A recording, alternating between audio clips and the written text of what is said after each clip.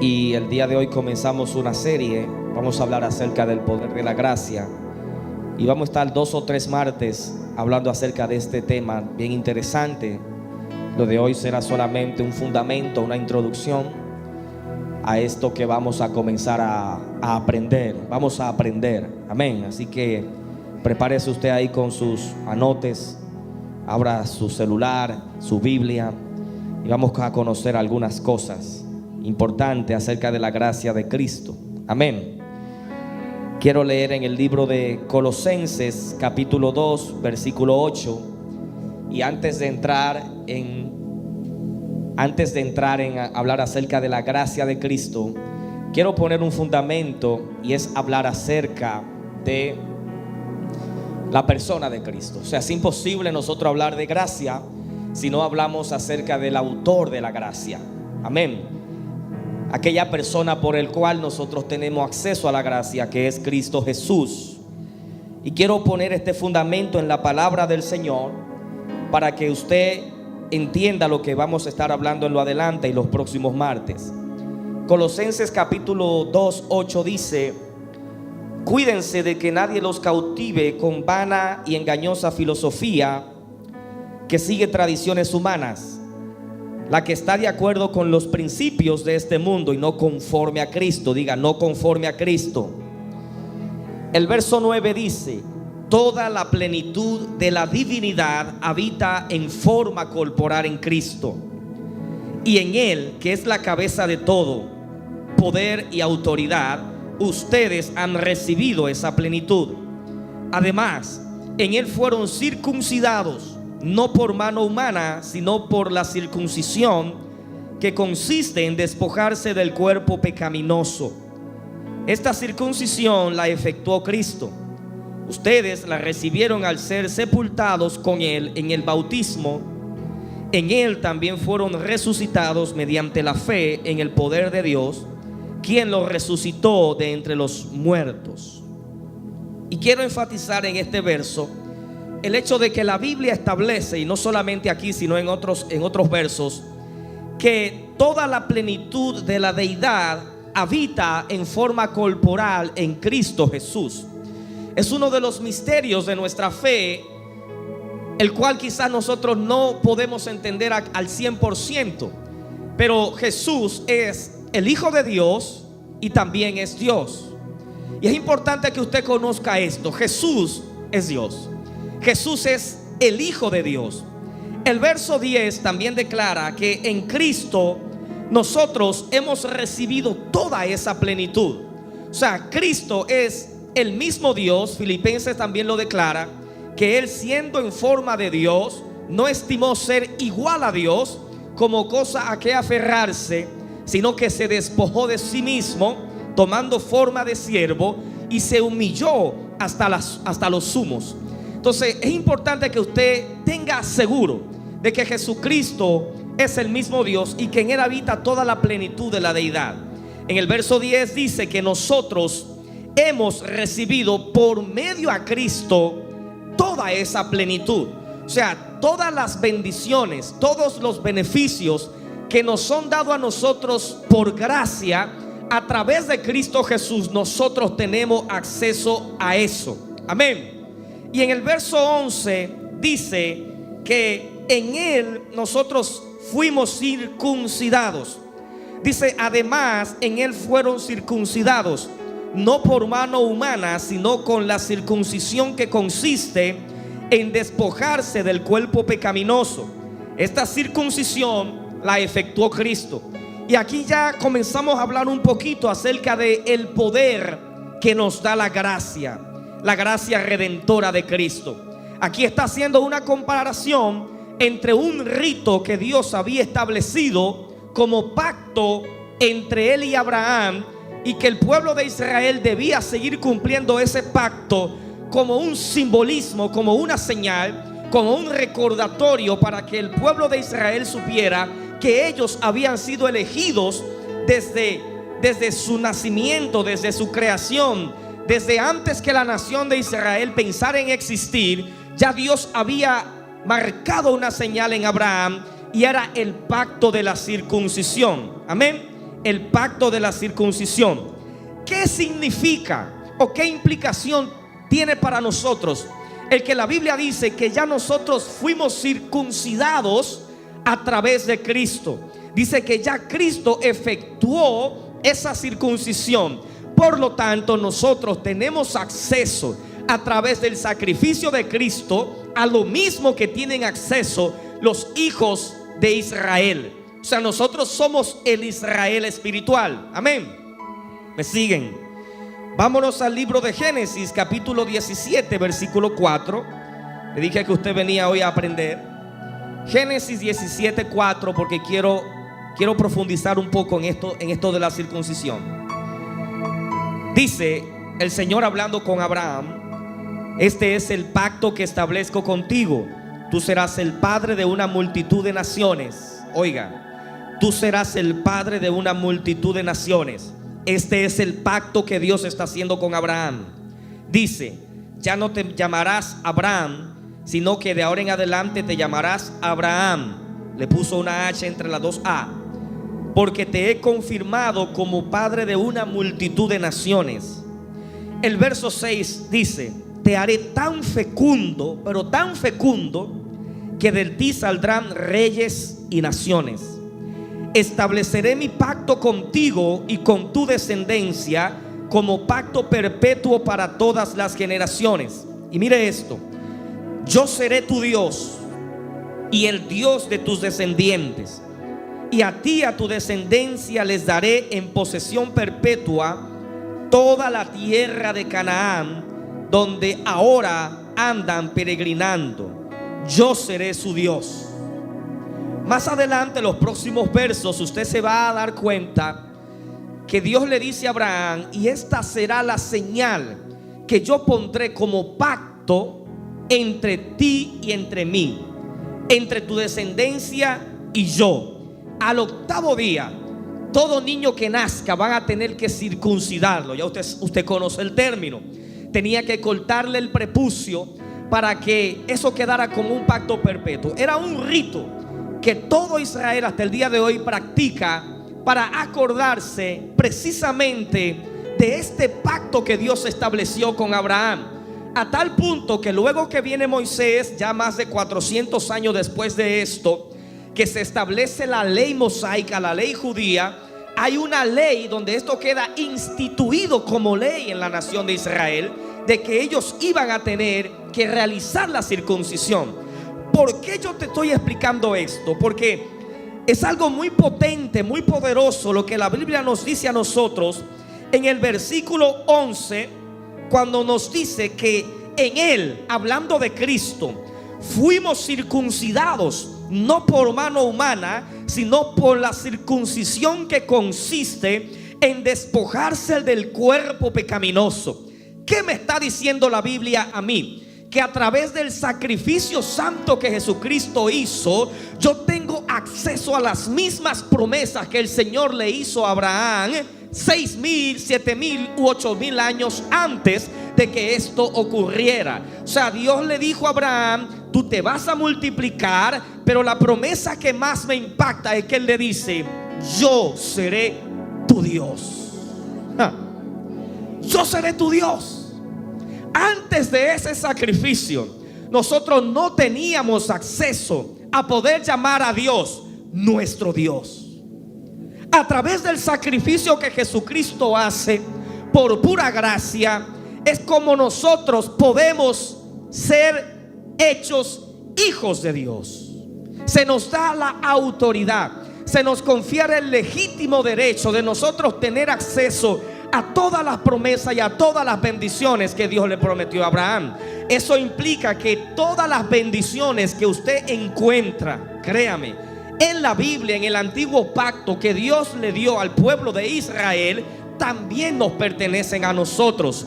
Ahora no por un rito, no teniendo nosotros que obedecer quizá todas las leyes que Dios le dio al pueblo de Israel, sino por pura gracia. Y ese es el poder de la gracia. Que antes el pueblo de Israel tenía que efectuar una serie de ritos. Ellos tenían que matar becerros, tenían que matar vacas, tenían que matar ovejas, tenían que matar aves, tenían que realizar unas cuantas ceremonias, porque ese era el método que el Señor había instituido para que el Señor pudiese tener contacto, pudiese tener comunión con el Dios de Israel. Pero ahora Cristo agarró todo ese sistema y no lo abolió, sino que lo consumó, lo compactó en una sola palabra llamada gracia. Denle un aplauso a Cristo, amado, porque hablar de gracia es hablar de algo muy profundo, pero muy profundo, al punto que dice que toda la plenitud de la deidad habita en forma corporal en Cristo Jesús, y que nosotros mismos hemos recibido esa plenitud. Todos los beneficios, todas las bendiciones a nosotros ya nos fueron dadas por gracia. ¿Cuál es el vehículo entonces, pastor, que yo necesito para yo ser participante y recibir los beneficios de la gracia? Bueno, Israel en su tiempo tenía los ritos, tenía las ordenanzas, tenía los 10 mandamientos, que fueron los mandamientos básicos. Pero usted sabe que cuando usted estudia la Biblia, el pueblo de Israel tenía un sistema legislativo de más de 700 mandamientos. Esa gente tenía mandamiento para todo. Era un mandamiento hasta lavarse las manos antes de comer. Para todo tenían un mandamiento esa gente. Y esos mandamientos era lo que le daba a ellos acceso a las bendiciones de Dios. Era lo que le daba a ellos acceso a caminar bajo la cobertura del Señor. Por eso el Señor se lo había dicho: yo seré tu Dios. O sea, Dios se apodera del pueblo de Israel, y el pueblo de Israel le es conferido el derecho de llamar a Jehová su Dios a través de los mandamientos, a través de los rituales y a través de las liturgias. Ahora a nosotros se nos ha dado un vehículo también para nosotros poder tener acceso a todas las bendiciones del Señor. La gracia es la fuente. La gracia es lo que el Señor tuvo que hacer. La gracia es lo que da origen a nosotros ser participantes de todas las bendiciones del Señor. Ahora, ¿cuál es el vehículo en el cual nosotros tenemos que montarnos para tener acceso a esa gracia? Ese vehículo se llama fe. Fe, mis hermanos. La fe es lo único que nosotros necesitamos. La capacidad de poder creer que todo lo que Jesucristo hizo, que el sacrificio santo que Jesucristo hizo, tiene la capacidad de darme a mí acceso a todas las bendiciones del Señor, es lo que va a abrir los cielos a mi favor y me va a hacer caminar bajo cielos abiertos en la tierra. ¿Por qué? Por gracia a través de la fe. Amén. Denle un aplauso a Cristo ahí. No se ponga tan serio, que estamos hablando de gracia. Nosotros somos participantes de todas esas promesas. Amén. Somos participantes de todas esas promesas. Y Filipenses 2 versículo 6, anote eso, es el verso que le mencioné hace un momento, que dice: el cual, siendo en forma de Dios, no estimó el ser igual a Dios como cosa a que aferrarse. O sea, Cristo es el mismo Dios. Juan 10:30 también dice: yo y el Padre somos uno, hablando Jesucristo. Juan 1 también dice: en el principio era el Verbo, y el Verbo era con Dios, y el Verbo era Dios. O sea, mi amado, cualquier doctrina, y eso creo que se refiere a la palabra que leímos al principio, cuando dice que cuídense de que nadie los cautive con vana y engañosa filosofía que sigue tradiciones humanas. Porque ya no es por tradiciones humanas, ya no es por rito, ya no es por ceremonia, ahora es por fe. Entonces cuídense de todo lo que lo quiera ustedes ser removido de lo que una vez ustedes creyeron. Cristo es Dios que decidió meterse en un cuerpo de carne y hueso, y Él mismo entregar su vida por nosotros para darnos acceso a todas las bendiciones que Él tiene para nosotros. ¿Por qué Dios tuvo que hacer eso? Porque Dios no puede negarse a sí mismo. Un atributo de Dios no mata a otro atributo. Me explico. Dios es amor, pero también es justo. Amén. O sea, la justicia del Señor no invalida el amor de Dios, ni el amor de Dios invalida la justicia del Señor. De modo que si el Señor dicta un decreto, el Señor tiene que, por ejemplo, hubo un decreto de muerte al principio, y a causa de ese decreto de muerte, entonces el Señor mismo tuvo que tomar su espíritu y meterse dentro de un cuerpo de carne y hueso para Él pagar el mismo decreto que Él había lanzado en lugar de nosotros. Y por eso hoy nosotros somos partícipes nuevamente de todas las bendiciones que el Señor tiene para nosotros. Amén. Mateo 1:23 también declara: he aquí una virgen concebirá y dará a luz un hijo y llamará su nombre Emmanuel. ¿Qué significa Emmanuel? Dios con nosotros. O sea, Jesucristo era el mismo Dios caminando sobre la tierra. Amén. Y ahora quiero entrar ya en los breves minutos que me quedan a hablar acerca de la gracia. Cuando se habla de gracia, estamos hablando de... El Antiguo Testamento utilizaba dos palabras, el hebreo y el griego. En hebreo es una palabra que es gen, mientras que en el Nuevo Testamento es charis. Y estos términos significan originalmente favor o bondad, en especial si este ha sido ganado sin merecerla. O sea, la gracia no se complique mucho, no hay que ser muy teólogo para entenderla. La gracia es simplemente el favor, la bondad, la misericordia que Dios tuvo para con nosotros, aún sin nosotros, sin merecerlos. ¿Por qué es tan importante nosotros entender el poder de la gracia? Porque lo primero que nos hace comprender la gracia es que todo lo que nosotros disfrutamos, todas las bendiciones que el Señor nos da, no es por nuestra propia fuerza, no es por nuestros propios méritos. No hay una sola cosa de la que nosotros podamos alardear para decir: me gané esto de parte del Señor porque hice tal o cual cosa. No sé si usted me entiende. Y esto no manda a nadie a ser perezoso ni haragán. Usted tiene que trabajar por lo que usted desea. Usted tiene que trabajar por lo que usted quiere. Usted tiene que luchar por su sueño y todas esas cosas. Pero usted tiene que entender, amado, que aún esa disposición de usted trabajar es dada por gracia. Viene de parte del Señor. Por eso es que no hay nada, mi amado, asegúrelo, mire, no hay nada que nosotros tengamos en esta tierra que no nos haya sido conferido por la gracia y por el favor y por la misericordia del Señor sin nosotros merecerlo. O sea, lo único que nosotros merecíamos, y estúdielo en el libro de Romanos, era la muerte. Era la muerte, era la paga del pecado que nosotros heredamos. Y por gracia el Señor no solamente nos dio la vida, sino que abrió los cielos a nuestro favor para que nosotros tengamos acceso a toda la plenitud de Dios. O sea, Pablo dice: si Dios fue capaz de darte con su Hijo a morir por ti, ¿cómo no te dará con Él todas las cosas?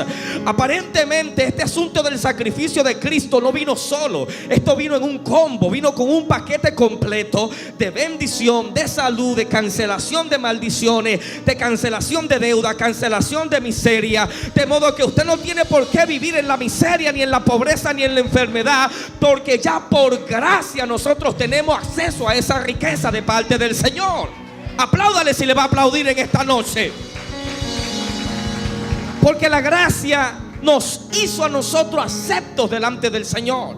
No somos merecedores, pero cuando nos posicionamos en el lugar de la gracia, entonces sí somos merecedores. No por nuestra propia fuerza, sino porque Cristo pagó un precio muy alto para que hoy Dios nos mire a través de ese lente.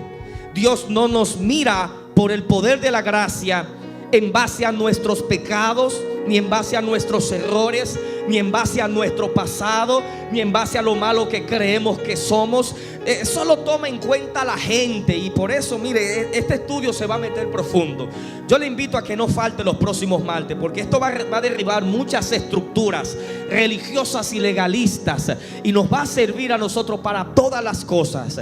Cuando usted se posiciona en el lugar de la gracia, mi hermano, usted es capaz de decir lo que Pablo dijo. Por eso Pablo fue tan grande en el Señor, porque Pablo entendió que todo lo que recibió fue por el poder de la gracia.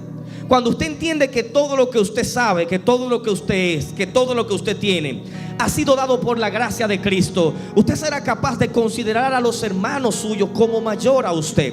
Esto no es una falsa humildad, hermano, esto es real. Pablo dijo: yo, que soy el menor entre ustedes. Oiga, Pablo, el que más iglesia fundó, el que más carta escribió, el que más vida ganó, el apóstol Pablo, mi amado, el hombre más influyente del Nuevo Testamento. La mayoría del Nuevo Testamento le escribió el apóstol Pablo, y él se consideraba el más pequeño. ¿Sabe por qué? Porque Pablo supo que lo que había recibido de parte del Señor no había sido por sus estudios. El tipo estaba súper preparado. El tipo tenía doble nacionalidad, era judío y era griego. Pocas personas tenían ese derecho. Eso le daba unos derechos, unos accesos que tenían que respetarlo donde quiera que llegue. Eso es como que usted sea dominicano y de repente ya tiene la ciudadanía estadounidense. Ya usted no se puede inventar, porque ya usted no es un inmigrante ilegal, usted está legalizado. Esto era lo que tenía Pablo en el sistema más poderoso de aquel tiempo. Era ciudadano romano. Y él dice, amado, que todo eso él lo daba por basura con tal de ganar a Cristo, porque él entendía que nada de eso se podía comparar a Cristo, a tener a Cristo dentro de él, la persona de Cristo, amado, el que le daba el poder, el que le daba la gracia, el que le daba la fuerza, mis amados. Era Cristo en la vida del apóstol Pablo. Entonces, ¿qué es la gracia? ¿Qué es esto de gracia? Dice Efesios 2, 8 al 9, que por gracia sois salvos por medio, y aquí está lo que le explicaba ahorita, por medio de la fe. O sea, por gracia tú fuiste salvo. La gracia es la causa. Ahora el vehículo en el que tú te montas para alcanzar esa gracia es la fe. Por gracia sois salvos por medio de la fe. Y esto no de ustedes, pues es don de Dios, no por obras, para que nadie se gloríe.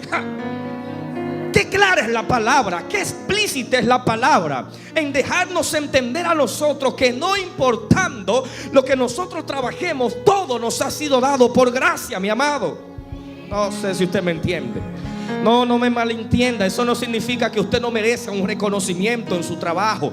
Eso no significa que usted se merezca un aplauso cuando usted hace las cosas bien. Eso no significa nada de eso. La palabra declara que hay que darle honra al que honra merece, y que el obrero es digno de su salario, y que usted tiene derecho, ¿verdad?, a disfrutar de las recompensas de tu trabajo. Amado, lo que yo te quiero decir en esta noche, que nada de eso supera la gracia de Cristo en tu vida. Y que la gracia te va a abrir puertas que ninguna otra cosa te puede abrir. Yo no sé si usted me entiende. La gracia te va a abrir puertas que el currículum no te la va a abrir, que las relaciones no te la van a abrir, que el conocer a Abinader no te la va a abrir. La gracia te va a hacer merecedor. Es por pura gracia, mis amados. La gracia fue la intención de Dios desde el inicio. La gracia no fue un plan B que se le ocurrió al Señor cuando Adán pecó y dijo: ahora mandaré a Cristo para que todos sean. No, la gracia la vemos operando desde el principio, porque ellos merecían muerte y Dios no lo mata. Ellos lo expulsa del Edén y los cubre él mismo con pieles. Ahí se comenzó a ver la gracia del Señor sobre la humanidad, mis amados. Yo no sé si usted me entiende, pero yo siento una presencia muy especial de parte del Señor, porque todo lo que tú tienes acceso en esta vida es por la gracia y la misericordia de Cristo Jesús. Por la gracia y la misericordia de Cristo Jesús. Nosotros no deberíamos estar aquí hoy. Nosotros debimos ser un pueblo excluido de la misericordia de Dios. Nosotros debimos ser un pueblo excluido del favor de Dios. Nosotros debimos ser un pueblo aislado de la gracia del Señor, porque Dios escogió a Israel como su pueblo. Pero por gracia y por medio del sacrificio, dice que nosotros ahora somos una rama que se ha insertado en el olivo que es Israel. Ahora no somos independientes. Ahora pertenecemos al pueblo amado de Dios. Ahora somos participantes de la naturaleza divina. Dios le dijo a Abraham: escucha el pacto. Y dentro de ese pacto le dijo: de ti voy a levantar una nación grande y una nación poderosa, y voy a levantar reyes de tu descendencia a través del poder de la gracia. Por eso Santiago, Pedro lo dice, que nosotros nosotros hemos sido constituidos reyes y sacerdotes delante del Señor. Amado, pasamos de ser unos moribundos, de ser unos sin valores, de ser unos gusanos, a ser príncipes, a ser reyes, a ser sacerdotes para Cristo. ¿Usted sabe lo que eso implica? ¿Usted sabe lo que eso significa? Abashaya. Oh my God. Por eso yo no le acepto a nadie, mi amado, que diga, estando bajo la gracia, no, yo no valgo nada. No, usted vale mucho. Usted vale lo más costoso de esta tierra. Usted vale la sangre del Hijo de Dios. Usted vale la sangre de Cristo. Usted vale la vida de Cristo. Usted vale cada latigazo que sufrió Cristo, cada humillación que sufrió Cristo. Eso es lo que tú vales para Dios. Que aún siendo Dios, tuvo que meterse en este cuerpo, soportarle que lo escupan la cara, soportarle que lo humillen, soportar que lo calumnien, soportar que lo injurien. El mismo Dios aguantándole todas estas cosas a los mismos hombres que fueron creados por Él. Oh my God. Usted no sabe. Mire. Ay. Usted no se ha puesto a meditar en eso. Yo soy de los que dicen que el dolor más grande de Cristo no fue el dolor físico, fue el maltrato emocional y psicológico al que Él fue sometido.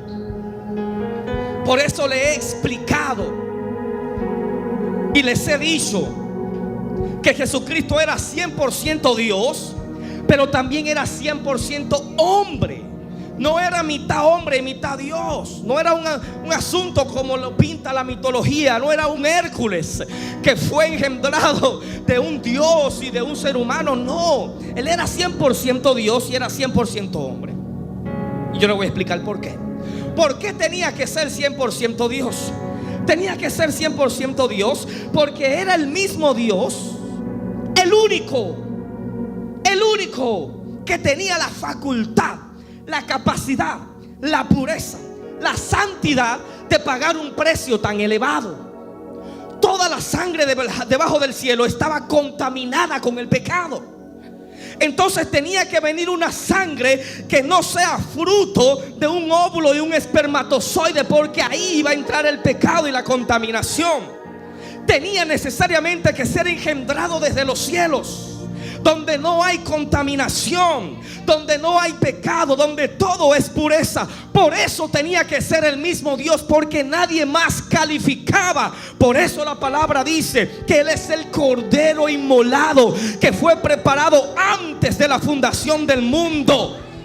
Por eso le digo, no fue un plan B, no fue una improvisación que se le ocurrió al Señor. Ya Él sabía quién era el que estaba preparado, quién era el que abashaya, quién era el que calificaba, quién era aquel que era digno de hacer ese sacrificio. ¿De quién iba Dios a recibir un sacrificio? De nuevo de una vaca, de nuevo de un becerro, de nuevo de un macho cabrío. No, mi amado, tenía que ser una sangre pura y no contaminada.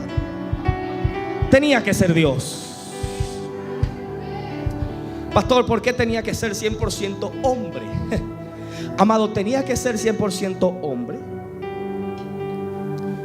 porque de lo contrario el sacrificio no sería aceptado. No iba a valer el juego, iba a haber trampa. Todo el proceso, toda la pasión, todo el sufrimiento, todo eso que Él pasó, que usted ve ahí la película.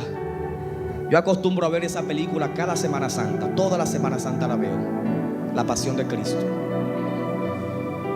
Todo eso que Él pasó, no lo pasó en su condición de Dios, sino en su condición de hombre.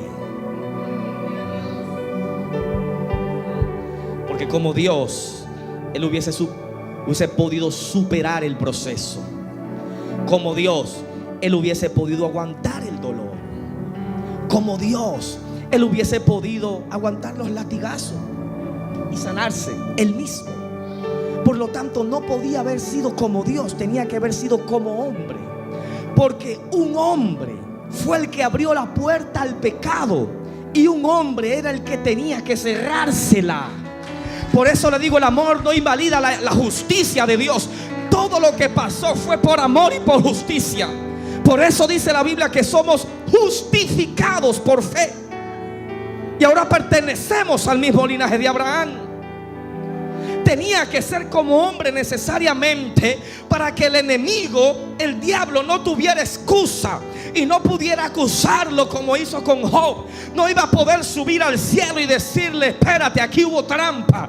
Tú bajaste al cielo, pero utilizaste tu poder divino para redimir la humanidad. No, un hombre redimió la humanidad del pecado. Yo no sé si usted entiende lo que yo le estoy diciendo. Un hombre fue que abrió el portal de gracia para la humanidad. Un hombre pecó y un hombre redimió. Por eso la Biblia lo llama el postrer Adán, el segundo Adán. Y no postrer ni segundo en orden de importancia. Él tiene toda la supremacía. Cristo, siendo Dios, supo humillarse hasta los sumos para que nosotros tengamos acceso.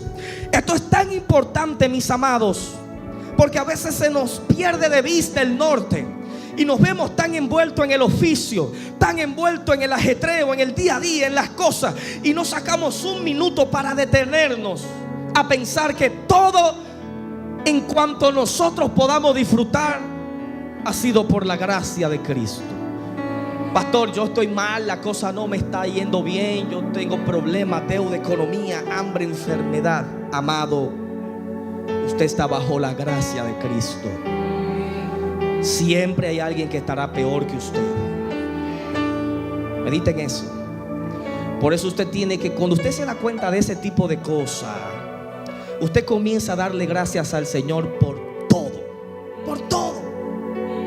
Yo estoy loco por cambiar mi carro, pero a veces voy por la calle y le digo: gracias, Señor, por mi carro. Porque cuando lo compré, que fue mi primer carro, yo tiré un grito solo en ese carro la primera vez que me monté en él, que el que me hubiese escuchado hubiese dicho: está loco. Pero es mi carro el que yo deseaba tanto y lo compré y me emocioné. ¿Qué cambió de allá hoy? ¿Que el carro se puso más viejo? No, es el mismo carro que Dios me dio. Si agradecí en ese momento, ¿por qué ahora ser malagradecido? ¿Qué cambió? ¿Sabe qué pudo haber cambiado? Mi corazón, que ahora anhelo tener uno mejor. Eso fue lo que cambió. Eso no es malo, eso es bueno. El problema está cuando en ese intento usted deja de reconocer que es por gracia, que es por el favor inmerecido del Señor, que usted va a ir creciendo en fe y en bendición a la medida que usted reconozca la gracia de Cristo sobre su vida. La gracia de Cristo te dará acceso a puertas donde otras cosas jamás te dará acceso. La gracia de Cristo es aquella que dice: no, es que no califica, no cumple los requisitos. La gracia de Cristo es avasallante, y esto lo voy a hablar el próximo martes. La gracia de Cristo es atropellante. La gracia de Cristo es violenta en contra de los preceptos y los prejuicios del hombre. La gracia de Cristo no tiene misericordia en contra de los estándares humanos. Estudie la vida de David. No calificaba cuidando ovejas en el patio, oloroso a heces fecales, a hierba, sucio de lodo. Fue el que calificó para ser rey. ¿Por qué? Por el favor y la gracia de Dios. Cuando usted entiende eso, amado, usted abre un poquito su mente y usted se vuelve un poco más flexible, porque usted nunca sabrá, si no es a través del poder de la gracia, quién es el próximo en la lista de Dios. Usted podrá saber quién es el próximo en la lista del pastor, quién es el próximo en la lista del jefe, porque es el que llega más temprano, porque es el que se porta mejor, porque es el que tiene un máster. Quién es el próximo en la lista del hombre, pero eso es en la lista del hombre. Usted nunca sabrá quién es el próximo en la lista de Dios si no es por la gracia, si usted no puede ver con los ojos que Dios mira. ¿Sabe cuál es el misterio más poderoso de la gracia? y yo lo entendí. Y es que la gracia trabaja con dos cosas que son ambas incontrolables para nosotros. Por eso es que no sabemos. La número uno, la Biblia dice que no es del que corre ni del que quiere, sino de Dios que tiene misericordia. Entonces este asunto de la gracia, el Dios otorgarle cosas, bendiciones a quien Él quiera, está sujeto a su sola voluntad. Amado, eso es serio, porque ahí no hay ley, ahí no hay requisito, ahí no, la voluntad de Dios. Que si Dios quiere agarrar uno que llegó nuevo a la iglesia y quitarle el micrófono al pastor Aníbal y Dios decir: este ahora va a ser el pastor, nadie lo va a entender. Pero si es Dios, es posible que suceda. Y lo segundo es que también tiene mucho que ver con lo que hay depositado en el corazón del hombre. Eso también es complicado porque es difícil de ver. Cuando un profeta como Samuel, que dice la Biblia que no cayó a tierra una sola palabra de su boca, o sea, ese hombre no hablaba por hablar. Todo lo que ese hombre dijo mientras vivió se cumplió. Todo. Donde ese hombre llegaba, la gente temblaba, porque sabía que cualquier cosa que saliera de su boca representaba o una gran bendición o una gran catástrofe. Por eso cuando él va y pregunta donde el papá de David, Isaí, lo primero que hace Isaí es que se arrodilla y dice: ¿tú vienes en son de paz? Sí, vengo en son de paz, porque había temor. Donde ese hombre llegaba, la tierra temblaba, dice la Biblia, con el poder de sus palabras. Y un profeta como ese se equivoca eligiendo al rey. O sea, eso me dice a mí que me falta mucho por orar para yo poder ver como Dios ve en el corazón de la gente, porque los rayos láser no llegan ahí, los ojos del hombre no llegan ahí, porque esto es algo confuso, tiende a ser engañoso para la lógica humana, para la razón, para los preceptos, para el estereotipo social, tiende a ser confuso. El hombre no puede. El estereotipo de aquel tiempo tenía que ser alto, tenía que ser fuerte, tenía que ser hermoso, tenía que ser de buen parecer. Por lo tanto, nunca iba a ser David. Nunca. Pero la gracia, dijo, es David. Cuando el pueblo pidió rey, esos fueron los atributos de Saúl: grande, apuesto. Dice que era de buen parecer. Y el pueblo le gustó, porque cumplió los requisitos del pueblo, pero no los requisitos de Dios.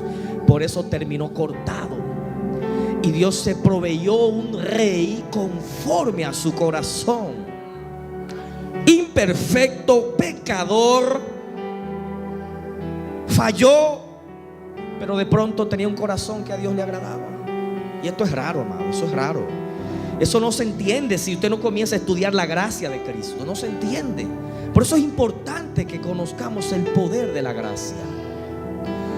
Ya termino con esto, porque cuando usted comienza a entender el poder de la gracia, usted va a dejar de sentirse descalificado cuando usted se meta en círculos donde hayan personas que aparentemente se ven mejor que tú, pintan mejor que tú, tienen más dinero que tú, tienen más títulos que tú, tienen más trayectoria que tú, tienen más experiencia que tú.